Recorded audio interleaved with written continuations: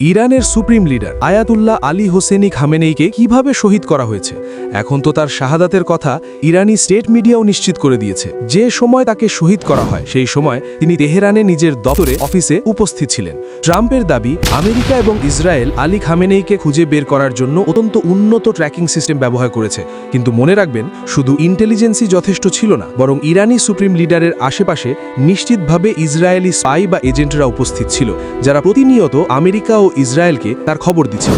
কারণ এই দেখুন, ব্রিটিশ পত্রিকার রয়টার্স কি লিখছে, ইরানে থাকা ইসরায়েলি স্পাইরাই সেই প্রথম ব্যক্তিদের মধ্যে ছিল যারা ইরানি সুপ্রিম লিডারের মৃতদেহ উদ্ধার হতে দেখেছে। তেহরানে অবস্থিত আলী খামেনেইর অফিসে হামলা করার জন্য ইসরায়েল লিখেছে যে তারা ইতিহাসে তাদের সবচেয়ে বড় সামরিক অপারেশন চালিয়েছে, যেখানে 200-র বেশি শুধু ইসরায়েলি এয়ারফোর্সের ফাইটার জেট ব্যবহার করা হয়েছে। তো এখন কি ইরান সারেন্ডার করে দেবে? ইরান কি শেষ হয়ে যাবে? এর উত্তর হলো না। কারণ এই সময়ের জন্য ইরানের লিডারশিপ 1-2 বছর ধরে নয়, বরং গত 20 বছর ধরে প্রস্তুতি নিচ্ছিল। ইরানে যেহেতু গণতন্ত্রের ঝামেলা নেই, তাই ইরানের পলিটিক্যাল স্ট্রাকচার এমন যে এক লিডারের বদলে তৎক্ষণাৎ অন্য লিডার স্থলাভিষিক্ত হয়ে যান।